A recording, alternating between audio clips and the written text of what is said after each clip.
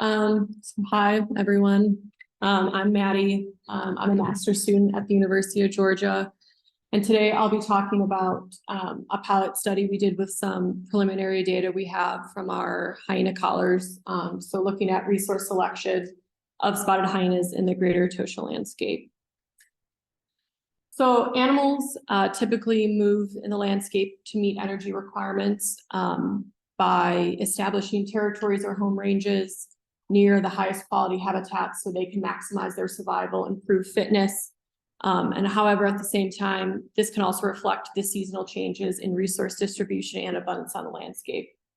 However, with the growing human population coupled with the loss of natural habitat, this has altered historical wildlife movement patterns and their access to these resources.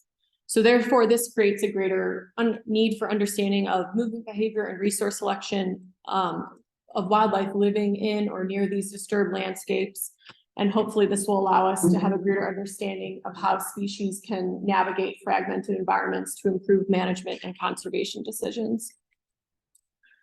So in protected areas, fencing is commonly used for many reasons. Most of them is to reduce human-wildlife conflict or negative human-wildlife interactions. Obviously, they restrict movement of both humans and wildlife, and especially in dryland ecosystems like we see here in the Greater Etosha Landscape. It impacts both humans and wildlife more, as you know, they need access to both spatially heterogeneous and temporally variable resources. So when there's not access to that, obviously that creates future conflicts.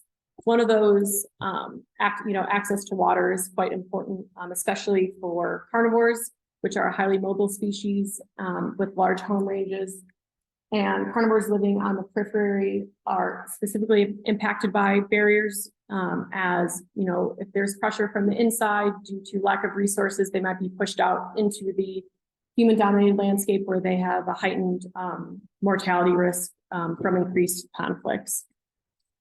So one such species that's good to study are spotted hyenas, as they are a very large social carnivore that is widespread across Africa. So they inhabit all different types of ecosystems and habitat, and they can exhibit increasing levels of behavioral flexibility and have the capacity to coexist with increasing human disturbance. So they are found outside protected areas in a lot of different ecosystems. However, there's considerably less knowledge of fine-scale habitat and movement selection and characteristics of hyenas, even though there are high occurrence in this landscape. So this study, we are trying to understand the resource selection of hyenas both inside and outside of protected areas. So we kind of had two main objectives, which was one, to understand how spotted hyenas select resources inside protected areas, and then also how hyenas may be able to use fencing and perceive fencing and how that affects their movement.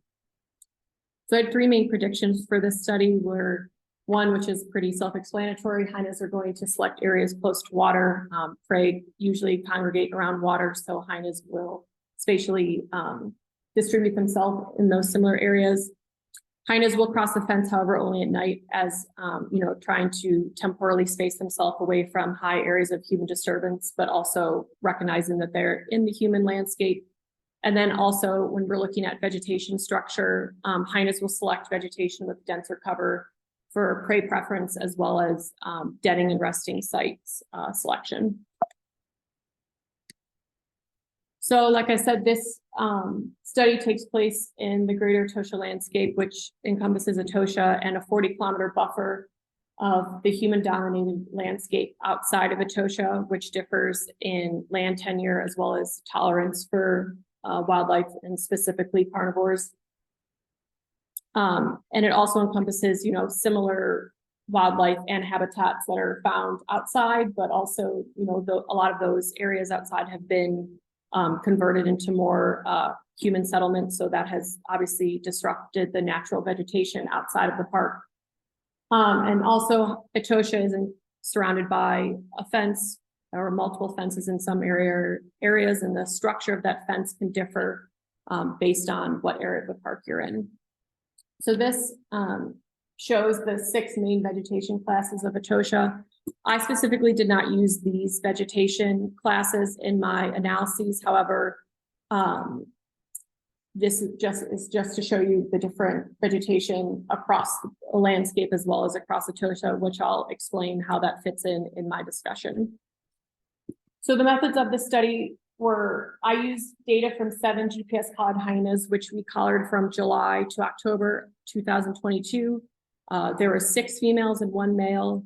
However, 1 female that we collared was killed by a lion 6 weeks after collar deployment. So I removed her locations because there wasn't really enough of that to include in this analysis. And for our collar fixes, we have 30-minute fixes at night. So roughly from 6 p.m. to 6 a.m. and then 1-hour fixes during the day. And I used their locations up until March 2023 is when I first started doing these analyses. And we focused our collaring efforts along the northern boundary of Etosha. So this map shows the 95% kernel density estimates of their home ranges. So this is just to kind of visually show you where our hyenas are located as part of this study. So we have, for this study, there are 4 different clans that we have collars in, as well as 6 individuals. And like I said, they are focused in the northern boundary in the central part of Etosha here, as well as up in the northeastern section. So for the analyses, I used a step selection function in order to measure resource selection, which I'll explain in a second what a step selection function is. So in typical resource selection function analyses, you're looking at habitat characteristics that you are interested in seeing how your study species or population, how that resource affects the species. And you do this by looking at the proportion of selection of a certain habitat characteristic compared to the overall availability of that in the landscape. However, with the step selection function, it's the same type of thought, but you're looking at more so of the movements that are taken and the movements that are taken in order to measure that resource selection. So if we see in this figure here, the black circles are the actual relocations of this animal, and these dark black lines are the actual step length. So this is the exact movement path. So what the step selection function does is it has the used points. So the actual points is, and it compares to what a certain path the animal could have taken. So which in this picture is denoted by the dashed gray arrows. And so you use the path length as well as the turn angles to measure the distributions. And that's how the package in R, or how the step selection comes up with the actual compared step lengths to the random step lengths. So in my study, I compared the used movement paths to 5 random points to see what, like I said, distances from water, distances from the fence inside and outside, as well as the vegetation structures are to measure hyena habitat selection. And then I use a conditional logistic regression, which is what's happening in the background, in order to really test what the landscape and behavioral predictors of movements of the hyenas were. So for my variables, I created 30 by 30 meter rasters using Euclidean distance. So like I said, I had distance to water. So the water data I had was just from inside Etosha. Obviously there's water points outside Etosha, but that is out of the scope of this study. For the fence, the models looked at if the point was inside or outside of the park, and then also measured the distance accordingly. So if it was outside the park, how far is it to the actual fence? And then if you're inside the park, you're doing the same thing. And then for the vegetation types, I used all of them that were found in the landscape. However, I did take out certain vegetation structures that were outside of a hyena's home range, so that, that were too far to actually reach from based on what our animal's home range size are. So for instance, this one down here in the southwestern part of the Greater Etosha Landscape, I removed that because, like I said, the hyenas were never going to be able to access that vegetation type. So I used 3 different models. I decided not to include them all in the same global model because of the way that the rasters extent layers were. It was hard to combine them. So if you just, for easiness purposes, I divided them into 3 models. However, I understand that some of these variables might be correlated and the interaction terms might, be more interesting to look at. So I looked at the use points as a function of distance to water, as well as if it had more of an effect during the wet or dry season. Inside or outside spline, which I will get to in a second to explain what a spline was. So if the point was inside or outside and how that affected based on if the hyenas were inside or outside the park during day or night, as well as habitat. This was the global model that I used. These are all the habitat variables that I included. And as well as each of the models had a ID, so the ID of the animal as our random effect. So for distance to water, this figure is showing the probability of use of distances to water during both the wet and dry season. So as we see, as we move farther away from water, their probability of use significantly decreases, as we can see by our negative beta coefficient. So this kind of shows, so per 1 kilometer away, so that was my unit distance, the probability of use of a hyena was going to decrease by 44%. So this figure is showing both wet and dry seasons combined. In my analyses, when I split up wet and dry season, both had a high probability of use near water. However, in the dry season, it was slightly higher. When we're looking at distance to the fence, so selection for the fence, this is what I was talking about with the splines. So splines are a different way to plot regression lines, where you select like a number that is important to your data, where you think your data is changing paths for whatever reason. So for my data, this is 0. So if you picture 0 as what the fence is, this line here shows selection when they're inside the park, and this shows selection when they're outside the park. So typically with hyenas, they select to be when they're inside the park, they always kind of select areas to be closer to the fence. However, when they're outside the park, their relative use of probability decreases significantly at distances farther away from the fence, which makes sense. And if we look at our beta coefficients for day and night, it was significant both when they're outside for both day and night, but only during the day when they're inside the park, which I'll get to in a second. For model selection, I use the dredge function to compare all different combinations of our global model. And I selected the top model based on the Burnham-Anderson approach of using the delta AIC within 2 points. So this technically was not the most top model, and it's not the most parsimonious, but I wanted to look at all the different habitat types just for, kind of like an exploratory study, which is what this is.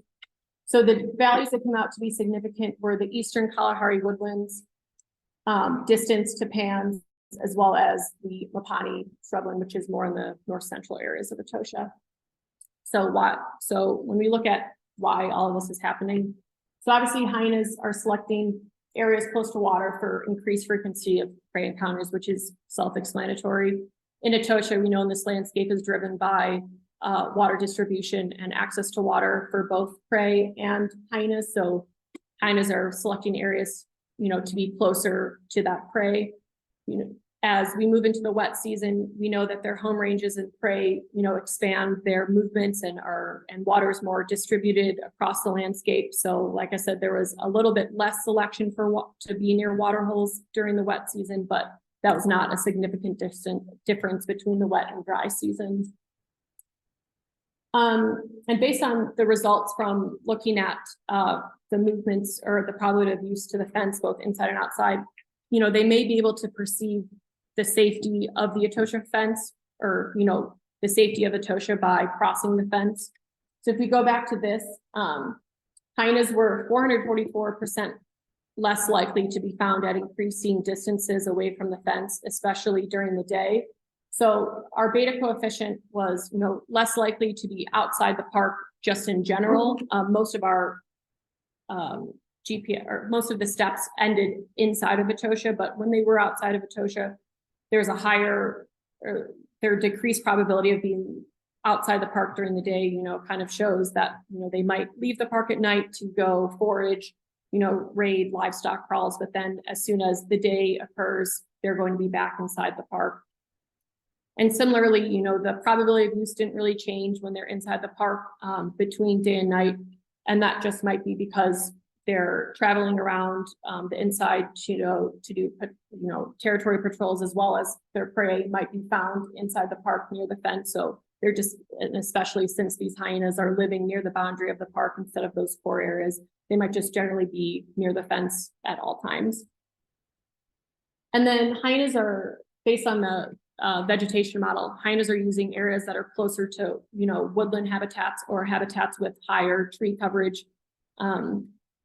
So looking at areas that are categorized by this high tree savanna, so those eastern Kalahari woodlands and the Wapani woodlands, you know, they might be using those for denning and rest sites, which are, you know, kind of common. You know, areas of thicker vegetation provide more shade for resting, as well as they might have more increased or less disturbance from other hyenas or other animals for their den sites, as well as their prey preference in Etoshans. Once certain studies have found that they select more woodland browser species, so they might be able to encounter their prey at higher rates when they're in the woodland habitats.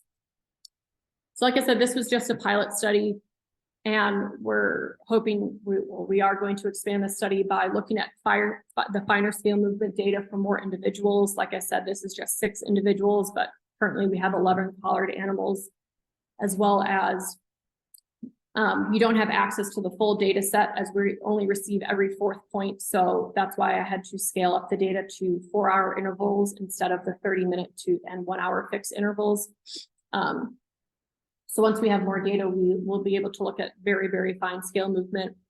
And then also we're hoping to collar animals across the entire rainfall gradient. So across the entire park, as you see, we don't have any data from hyenas in the western areas of Etosha. So we're hoping to put data out there to look at the differences in movement and resource selection out there. And then also to assess male versus female movement in hyenas. Typically males and females move quite differently. So we are starting to have more equal collar deployment between males and females. So that's something we're hoping to look at in the future.